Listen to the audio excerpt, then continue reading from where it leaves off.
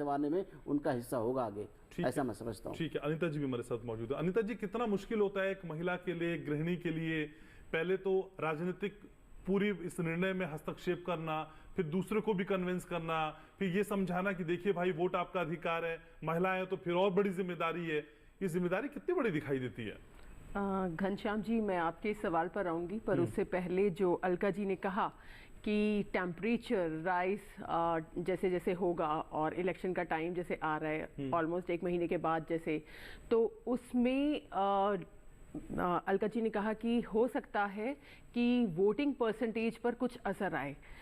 बात बिल्कुल सही है। लोगों को आजकल देखते हुए, लोगों की जो लाइफस्टाइल है उसको देखते हुए, अगर हम इस चीज़ की चर्चा कर रहे हैं कि ऐसा एक फैक्टर हो सकता है कि लोग इस कारण भी थोड़ा कम जा रहे हैं, दुर्भाग्यवश ये बहुत गलत होगा। क्योंकि अगर आप जवान और किसान की बात करें तो वो हर समय तत्पर रहते हैं देश सेवा के लिए, और यदि लोग इस फैक्टर को देखते हुए एक दिन जहां पे आपको 8-10 घंटे मिलते हैं कि प्रॉपर आप किसी भी टाइम स्लॉट में जाकर वोट डाल सकते हैं, और आप इस फैक्टर के कारण नहीं आते, तो ये बहुत ही विचार और विमर्श करने का विषय है। फर्स्ट फेज में तो उत्तराखंड का मौसम बहुत अच्छा था मैडम, वहां परसेंटेज नहीं आया।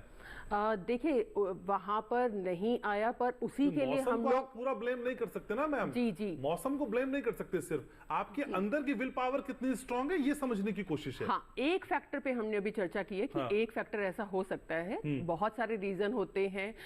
कई बार क्या होता है कि लोग कहते हैं कि जी राजनीति में हमें इंटरेस्ट नहीं है, या वो किसी पार्टी विशेष में नहीं जाना चाहते, या उनको किसी भी सिस्टम पे विश्वास नहीं होता। तो बहुत सारे फैक्टर्स होते हैं कि लोग क्यों नहीं घर से बाहर निकल के गए। लेकिन हम लोग जो यहाँ बैठे हुए हैं, हम चाहते हैं कि ज्यादा से ज्यादा हमारी चर्चा का इतना असर हो कि लोग घर से बाहर निकले और अपने मत अधिकार को पहचाने और एक अच्छी सरकार का चुनाव करके लोकतांत्रिक देश में पहल अच्छी करें। अगर उनका इंटरेस्ट नहीं है तो नोटा भी है हमारा, लेकिन जाना चाहिए उनको, बूथ तक तो जाना है, ईवीएम में वोट डाल के आना है, चाहे वो नोटा में डालें चाहे वो किसी कैंडिडेट को डालें। ये एक हमारा वो है मोटिव कि हमें वहाँ तक पोलिंग स्टेशन जाकर हमें वोट डालना है। तो वोट डालने के लिए अगर वो किसी में इंटरेस्टेड नहीं है तो नोटा भी हमारा एक है वहाँ पर उपलब्ध, उसमें नोटा में डाल सकते हैं। अगर कैंडिडेट उन्हें पसंद नहीं है तो सही बात है। तो ये एक ऑप्शन आपके पास है कि अनीता जी जाना है। लेकिन अनीता जी, जितनी बातें आपने बताई ये बहुत अच्छी लगती हैं, सुनने में बहुत अच्छी लगती हैं, किताबों में पढ़ने में बहुत अच्छी लगती हैं। आपने अपने स्तर पे ऐसी कोई कोशिश की है क्या?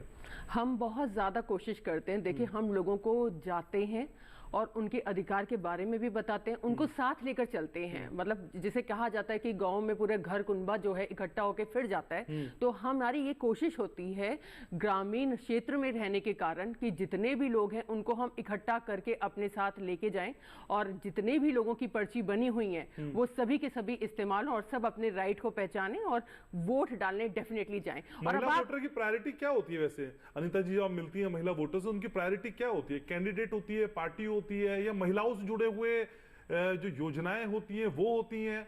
किस तरह की प्रायोरिटी पे महिलाएं वोटिंग करती हैं? माइंड स्टेट क्या रहता है? महिलाओं की जो प्रायोरिटी होती है, देखिए वो योजनाओं पे काफी हद तक निर्भर करती हैं, क्योंकि महिला को पूरे घर का संचालन करना होता है। मतलब कहा जाता है कि होम मिनिस्ट्री जो है वो महिला ही है घर की, तो उनके ऊपर दामोदर ज्यादा है।